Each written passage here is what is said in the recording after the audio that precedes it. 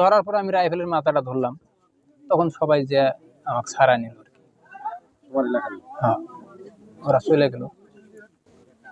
কয়জন ছিল বিএসএফ ছিল 4 জন, 2 জন ছিল বাংলাদেশের ভিতরে আর 2 জন সীমানাত ছিল। এখন তো এই যে বিজিবি বললাম, বিজিবি আসলো, শুনলো, দেখলো, দেখতেছে। না না না, বিজেপি কি সংবাদ পেয়ে আসছেন না? আমরা সংবাদ দিছি, ডিউটি ছিল এখানে, কিন্তু হয়তো দেখে নাই, পরে সংবাদ দেওয়া মাত্র তারা আসছে। থেকে শুনলেন, তাকে জিজ্ঞাসা করেন, আমি তো অসুস্থ এখানে পড়ে আছি, আমাকে নিয়ে আসলো। পরে স্থানীয় লোকজনকে, আমার ভাই ছিল, চাচাতো ভাই ছিল, আমার ভাই ছিল, আর যারা মনে করেন যে ছাগল গরু নিয়ে গেছিল, তারা তো মনে করেন যে নদীর ওপারে বাংলাদেশে বিএসএফ আসছে, তারা নদী পার হয়ে বাংলাদেশে গেছে। এই পাশে খেতে তো মনে করেন যে আবাদ সুবাদ আছে, তারা নদী পার হয়ে তারা আসছে। আচ্ছা, এই যে যারা গেল আপনার সাথে, মানে আপনাকে আনার জন্য, তারা কি তাদের সঙ্গে কোনো ধস্তাধস্তি এরকম কিছু হয়েছে তাদের সঙ্গে?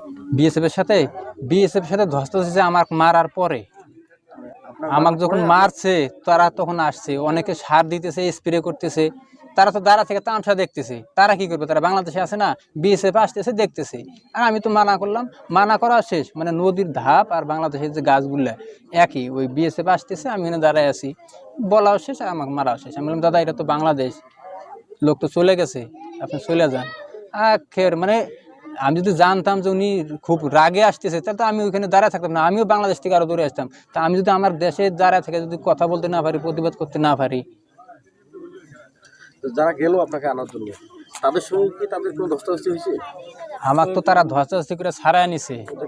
হ্যাঁ, কিন্তু আগে তো কিচ্ছু হয় না। যখন আমাকে মারছে, আমি যখন পড়ে গেছি, আমার যখন হাত ধরছে নিয়ে যাবে, তখন আমি ওদের রাইফেলের মাথা ধরছি, ধরার পরে ওইখান থেকে আমাকে ছাড়া নিয়েছে। রাইফেল তাদের আনা হয়নি? না, আনা হয়নি।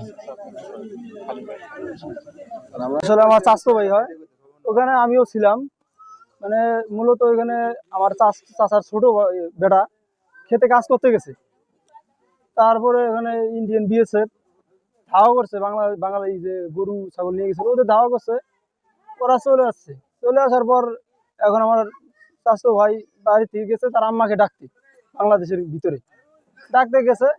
এখন উনি এখানে দাঁড়ায় আছে, কোনো কিছুই জানে না এই বিষয়ে। বলছে যে ভাই এটা তো বাংলাদেশ, এখানে ঢুকার দরকার নেই, ওরা চলে যাবে, এই কথা বলছে। তারপরে আসার পর বাংলাদেশের ভিতরে ঢুকে নাগাতার 2টা আঘাত করছে, পায়ের নিচে পড়ে গেছে। পড়ে যাওয়ার পর আঘাতটা হয়তো লাঠি দিয়ে করছে। পড়ে যাওয়ার পর হাত ধরছে, নিয়ে যাবে। আমরা ওইখানে ছিলাম, ওরা বিএসএফ ছিল 4 জন, 2 জন বাংলাদেশের ভিতরে ছিল আর 2 জন ছিল ভিতরে।